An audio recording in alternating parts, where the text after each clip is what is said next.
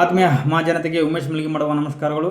ಬಂಧುಗಳೇ, ಈ ಒಂದು ವಿಡಿಯೋ ಮಾಡೋ ಉದ್ದೇಶ ಏನಪ್ಪ ಅಂದರೆ, ಇವತ್ತು ನಮ್ಮ ಬೀದರ್ ಜಿಲ್ಲೆಯ ಹುಮ್ನಾಬಾದ್ ತಾಲೂಕಿನ ಸಹಾಯಕ ಕೃಷಿ ನಿರ್ದೇಶಕರ ಕಾರ್ಯಾಲಯಕ್ಕೆ ನಾನು ಸುಮಾರು ದಿನಗಳಿಂದ ಕೆಲವೊಂದು RTA ಆನ್ಲೈನ್ ಮುಖಾಂತರ ಮಾಹಿತಿ ಕೇಳಿ ಅರ್ಜಿಯನ್ನು ಸಲ್ಲಿಸಿರ್ತೇನೆ. ಸೊ ಅಂಥ ಸಂದರ್ಭದಲ್ಲಿ ಮಾಹಿತಿಯನ್ನು, ಸಮರ್ಪಕವಾದ ಮಾಹಿತಿಯನ್ನು ಮತ್ತು ಸಮಂಜಸವಾದ ಮಾಹಿತಿಯನ್ನು ನೀಡದೇ ಇಲ್ಲದ ಸಲುವಾಗಿ ನಾನು ನೇರವಾಗಿ ನಮ್ಮ ಕೃಷಿ ಆಯುಕ್ತಾಲಯ ಬೆಂಗಳೂರಿಗೆ ಏನಪ್ಪ ಅಂದರೆ ಆನ್ಲೈನ್ ಅರ್ಜಿ ಮುಖಾಂತರನೇ ಕೂಡ ಅಲ್ಲಿಯೂ ಕೂಡ ಮಾಹಿತಿ ಹಾಕೋ ಕೇಳಿರ್ತೇನೆ.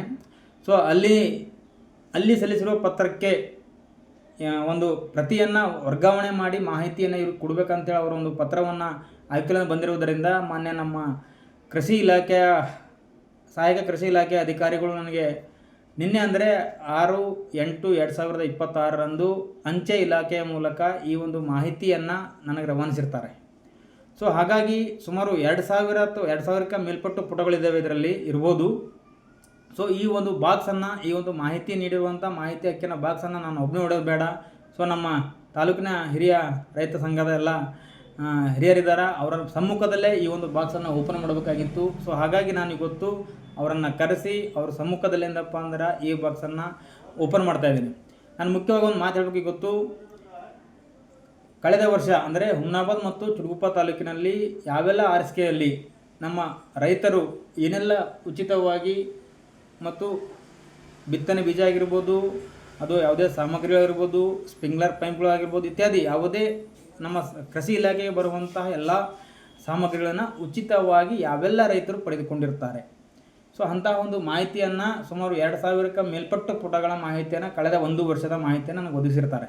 ಸೊ ಹಾಗಾಗಿ ಅವೆಲ್ಲ ಮಾಹಿತಿಗಳನ್ನು ನಾನು ಹಂತ ಹಂತವಾಗಿ ಇದನ್ನು ನೋಡಿಬಿಟ್ಟು ಇದಕ್ಕೆ ಎಲ್ಲನೂ ಕೂಡ ನೋಡಿಕೊಂಡು ಮುಂದಿನ ದಿನಗಳಲ್ಲಿ ಅಂದರೆ ಕಂಟಿನ್ಯೂ ಪ್ರತಿದಿನವಾಗಿ ಒಂದೊಂದು ವಿಡಿಯೋನ, ಒಂದೊಂದು ಗ್ರಾಮ ಪಂಚಾಯತಿಯ ಒಂದೊಂದು ವಿಡಿಯೋನ ನನ್ನ ಫೇಸ್ಬುಕ್ ಮತ್ತು ಯೂಟ್ಯೂಬ್ ಚಾನಲ್ ಉಮೇಶ್ ಮಲ್ಗಿ ಎಂಬುದರಲ್ಲಿ ನಾನು ಪ್ರತಿದಿನ ಏನಪ್ಪ ಅಂದ್ರೆ ಪ್ರತಿಯೊಂದು ವಿಡಿಯೋನ ತಮ್ಮ ಎದುರಿಗೆ ತರ್ತಾಯಿದ್ದೀನಿ.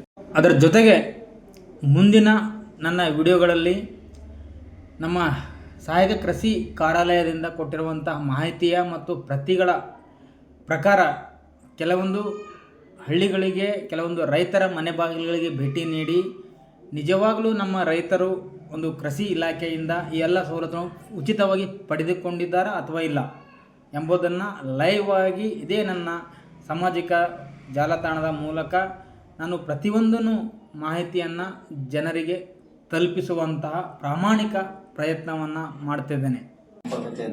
ಯಾವ ರೀತಿ ಅನ್ಯಾಯ ನಡೆದಿದೆ, ಯಾವ ರೀತಿ ಏನೋ ಒಳ್ಳೆ ಕೆಲಸ ಮಾಡಿದ್ದಾರೆ, ಹೇಗೆ ಮಾಡಿದ್ದಾರೆ ಸಲುವಾಗಿ ನಾವೇನಪ್ಪ ಮಾಹಿತಿ ಕೇಳಿದೆವು. ಅದು ಸರಿಯಾಗಿ ಅವರು ಸ್ಪಂದಿಸಿ ಮಾಡದಾದೆ ಬೇರೆ ಕೃಷಿ ಹೆಡ್ ಆಫೀಸ್ಗೆ ಕಳ್ಕೊಟ್ಟು ಅದರಲ್ಲಿ ನಾವು ಮಾಹಿತಿಯಾಗಿ ತರಿಸ್ಕೊಂಡಿದ್ದೆವು.